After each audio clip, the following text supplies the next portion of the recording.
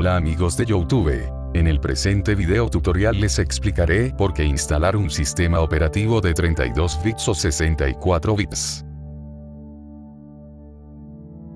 Primero que todo debemos entender que la unidad de datos más pequeña que una computadora puede procesar es un dígito binario, o bit, y se representa numéricamente con un 0 o un 1.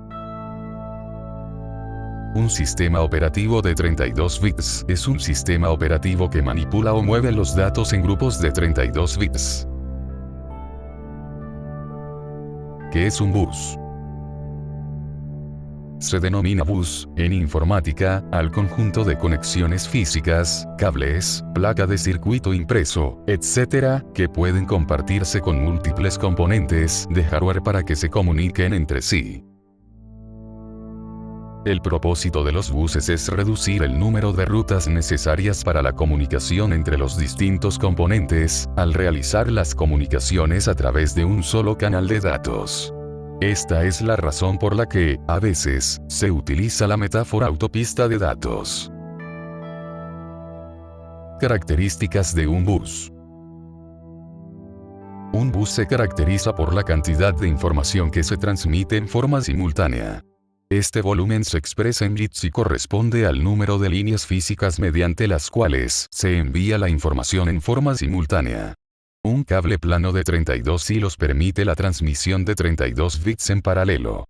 El término ancho se utiliza para designar el número de bits que un bus puede transmitir simultáneamente. Por otra parte, la velocidad del bus se define a través de su frecuencia, que se expresa en hercios o hertz, es decir, el número de paquetes de datos que pueden ser enviados o recibidos por segundo. Cada vez que se envían o reciben estos datos podemos hablar de ciclo. De esta manera, es posible hallar la velocidad de transferencia máxima del bus, la cantidad de datos que puede transportar por unidad de tiempo, al multiplicar su ancho por la frecuencia. Por lo tanto, un bus con un ancho de 16 bits y una frecuencia de 133 MHz, tiene una velocidad de transferencia de 266 MB/s. Los microprocesadores de 64 bits en el año 2003 empezaron a ser introducidos masivamente en las computadoras personales, previamente de 32 bits, con las arquitecturas x86, 64 y los procesadores PowerPC G5. Aunque una CPU puede ser internamente de 64 bits, su bus de datos o bus de direcciones externos pueden tener un tamaño diferente, más grande o más pequeño, y el término se utiliza habitualmente para describir también el tamaño de estos buses. Por ejemplo, muchas máquinas actuales con procesadores de 32 bits usan buses de 64 bits. ¿Qué suponen los 64 bits? En los tiempos de Windows 3.1 todo el software y los microprocesadores trabajaban en 16 bits. Después llegaron los 32 bits, que en realidad aún en la actualidad están muy presentes. De hecho, es curioso pensar que hasta hace cosa de un par de años eran muchos los PCs que se vendían con CPUs de 64 bits y un Windows de 32 bits preinstalado, en parte debido al soporte de los controladores y en cierta medida por desconfianza o desconocimiento. Por ello, antes de nada, intentaremos arrojar luz acerca de qué supone la arquitectura de 64 bits en la informática personal. Lo más evidente es que el procesador es capaz de manejar, en teoría, el doble de bits por ciclo de reloj, lo que supone una importante ventaja si utilizamos aplicaciones con un uso intensivo de CPU y siempre que hayan sido compiladas para la nueva arquitectura. En Windows, la más importante diferencia entre las versiones 32 y 64 bits es que el primero admite hasta 4 GB de RAM, de los cuales aprovechará tan solo 3.25 GB.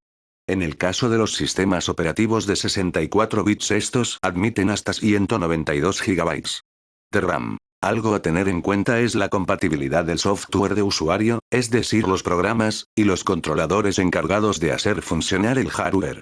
Es sumamente importante que antes de dar el salto estemos bien seguros de que todo nuestro hardware como cámaras, escáneres, impresoras y todo lo demás cuenten con una versión de 64 bits de sus controladores, o bien que cuenten con controladores genéricos en dichos sistemas.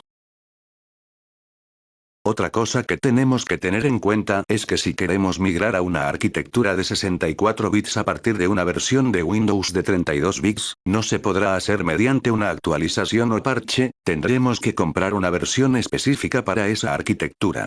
Si utilizamos un sistema operativo libre como Debian o sus derivados como Ubuntu, la migración no será problema.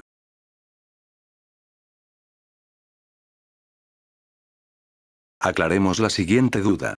Un procesador de 64 bits puede funcionar con un sistema operativo o software de 32 bits, pero no aprovechar a todas sus ventajas. Ten en cuenta que un sistema operativo o procesador de 64 bits puede usar software de 32 bits, pero no al revés. Es todo amigos de YouTube, esperando haberles podido aclarar las dudas. Recuerden suscribirse a mi canal, el cual estaré actualizando en contenido útil para todos. Saludos.